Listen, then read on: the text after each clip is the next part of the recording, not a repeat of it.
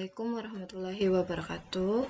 Sebelumnya izin memperkenalkan diri, nama saya Siti Ayuni dan NPM 2117051668. Di sini saya akan menjelaskan mengenai UTP mata kuliah Artificial Intelligence, di mana sebelumnya saya share screen terlebih dahulu.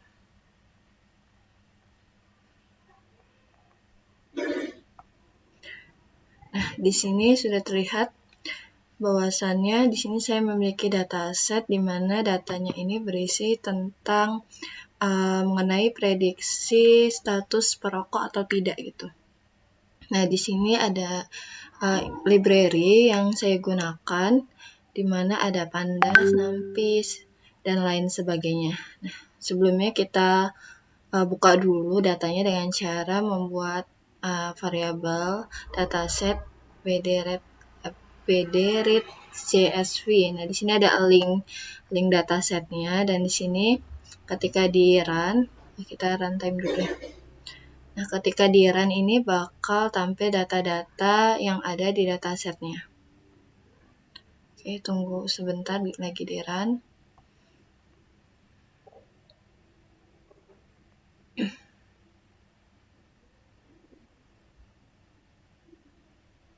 Nah, di sini ada ID, gender, umur, tinggi, berat, dan lain sebagainya.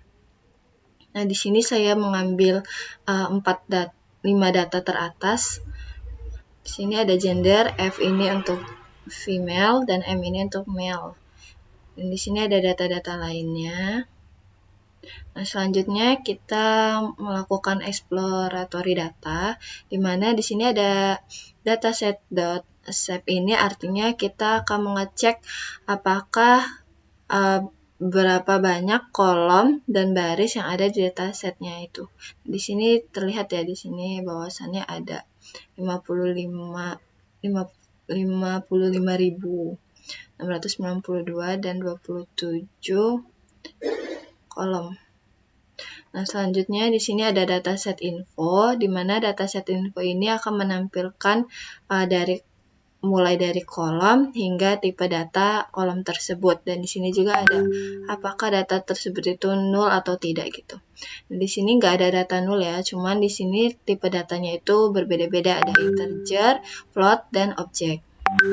Nah, selanjutnya untuk dataset describe-nya ini, di sini akan menampilkan account, min, max dataset yang ada di dalam dataset status perokok itu. Nah, selanjutnya di sini ada dataset unique sort value, itu dia ngurutin dataset nilai yang unik gitu di dalam setiap kolom dari yang terkecil hingga yang terbesar. Nah, selanjutnya di sini kita cek dulu data none-nya dengan keyword dataset.isna@any. .any ini artinya kita lihat nih statusnya ada data none atau enggak. Nah, di sini datasetnya itu enggak ada data none, sehingga menghasilkan false semua. Selanjutnya untuk mengecek presentasi data menggunakan pchart, di sini kita menggunakan plt figure.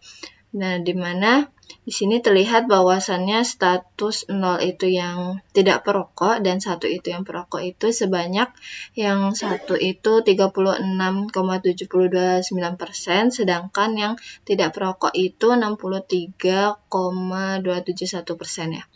Nah, di sini kita ngecek kan di sini cuma persenannya doang, sedangkan untuk mengecek datanya itu kita bisa menggunakan value count, di mana jika kita outputkan seperti ini, dia akan menghasilkan positifnya itu 20.000, sedangkan negatifnya itu 35.237.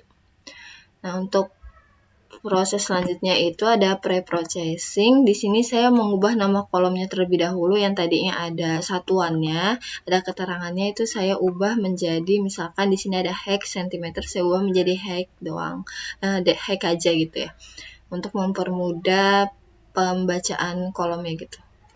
Nah, untuk ngecek datasetnya itu kita cek lagi. Kan di sini yang tadi itu yang saya jelaskan bahwasannya masih banyak tipe data yang berbeda dari setiap kolom. Nah, di sini saya mengubah tipe data gender, tartar, dan oral itu ke dalam integer, sedangkan yang sebelumnya tadi itu objek, yaitu kalau gender itu F sama M, kalau tartar itu Y sama N, kalau oral itu Y sama N, ini saya ubah menjadi misalkan si female-nya itu saya ganti jadi 1, sedangkan male-nya 0, sedangkan untuk tartar dan oral itu saya misalkan Y-nya itu 1, N-nya itu 0. Nah, gitu. Nah, kita cek lagi menggunakan dataset info apakah tipe datanya udah berubah. Nah, di sini terlihat ya bahwasannya yang tadinya dia objek itu berubah jadi integer karena sudah diganti tipe datanya menggunakan keyword as type ini. Selanjutnya untuk feature selection-nya di sini saya menggunakan drop ID sama smoking. Nah, di sini X-nya itu dia yang tanpa ID sama smoking, sedangkan Y-nya ini yang smokingnya aja gitu. Nah, kita lihat isi dari X-nya. Sini saya mengambil 10 data ya, dari indeks ke 0 hingga ke 9 di sini terlihat. Nah, selanjutnya untuk Y-nya sendiri ini saya juga mengambil 10, indeks 10, itu terlihat sebenarnya 001, 000, 10 itu.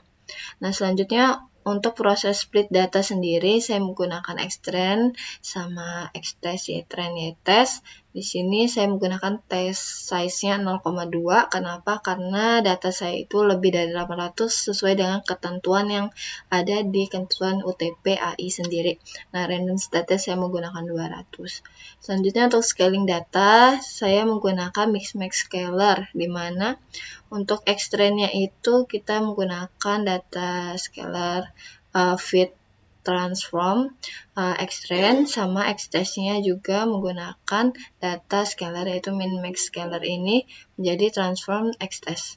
Nah, untuk menggunakan untuk proses selanjutnya itu ada pembuatan model, di mana modelnya ini saya menggunakan decision tree classifier, di mana menghasilkan akurasi skor yang lumayan tinggi, yaitu 0,78, 750333 dan seterusnya.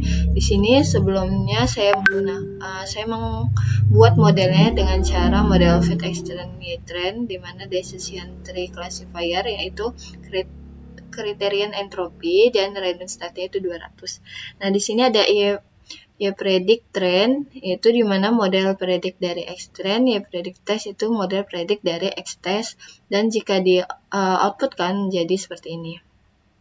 Nah, untuk akurasi skor sendiri saya menggunakan classification report Ytest dan predict test. Di sini ada skor-skor mulai dari precision, recall, F1 score, dan supportnya. Nah, di sini ketika saya coba mengoutputkan akurasi skornya itu didapat sebesar 0,7875033 atau kalau dipersenin sebesar 78% lah ya, 79 gitu kalau digenapin ke atas. Nah, untuk data dummy sendiri saya udah ngupload di GitHub, dimana untuk membacanya itu menggunakan pandas pd.read CSV. Nah, di sini karena aturannya itu harus dicoba ke model yang udah kita buat, kita langsung aja. Nah, sebelum saya menggunakan data dummy ini, saya mengecek dulu nih data dummy-nya itu apakah ada none atau tidak. Ternyata tidak ada.